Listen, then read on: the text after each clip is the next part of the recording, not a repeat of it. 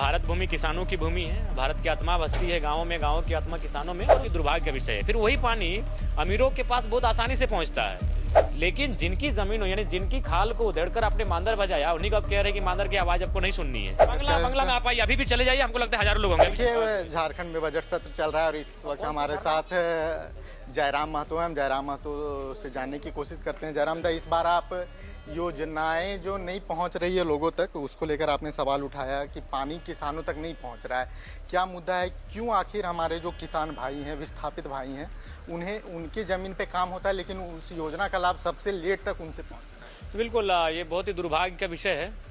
भारत भूमि किसानों की भूमि है। भारत की आत्मा बसती है गाँव में, गाँव की आत्मा किसानों में, और उस भूमि में जैसा हम लोग सभी जानते हैं, जितने भी डैम झारखंड में बने हैं, चाहे मैथन का डैम हो, पंचेत का डैम हो, चांडिल का डैम हो, तमाम जो डैम्स बने हैं वो शुद्ध रूप से किसानों की ज़मीन पर बने हैं। लेकिन जब उस डैम का पानी किसानों को देने की बात आती है तो वन भूमि, तो बहुत सारी अड़चनें विभाग के द्वारा बताया जाता है, जो कि दुर्भाग्य का विषय है। फिर वही पानी अमीरों के पास बहुत आसानी से पहुँचता है। डीबीसी को आसानी से पहुंचता है, सेल को आसानी से पहुंचता है, टाटा को आसानी से पहुंचता है। तमाम जो भी उद्योग संचालित हो रहे हैं उनको उसी डैम का पानी बहुत ही सुलभ तरीके से पहुंच रहा है, जो कि चिंता का विषय है। मैं नहीं कह रहा कि उद्योग को पानी नहीं जाना चाहिए, बिल्कुल जाना चाहिए। उद्योग एक महत्वपूर्ण इकाई है देश की, राष्ट्र की प्रगति में। लेकिन जिनकी जमीन हो यानी जिनकी खाल को उधेड़कर आपने मांदर बजाया, उन्हीं को आप कह रहे हैं कि मांदर की आवाज़ आपको नहीं सुननी है।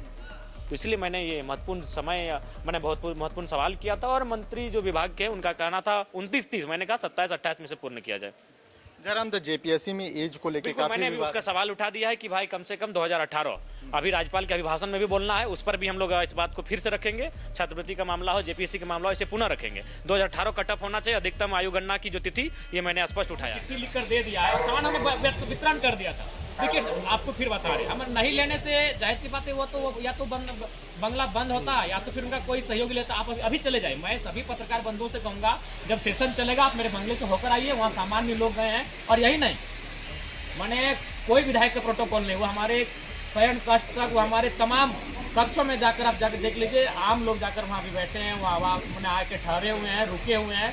तो कम से कम एक बंगला ऐसा हुआ जो आम जनता, जिनके और विधायक के रांची आवास में कई दूरी होती थी, उसको मैंने पाटने का काम किया। उसमें लोग रहेंगे, हम तो 15 दिन में एक बार आएंगे। जयराम दा, आपका बंगलों थोड़ा सा कार्यक्रम से हम आ रहे हैं, हम कहीं नहीं जा रहे, फिर आएंगे।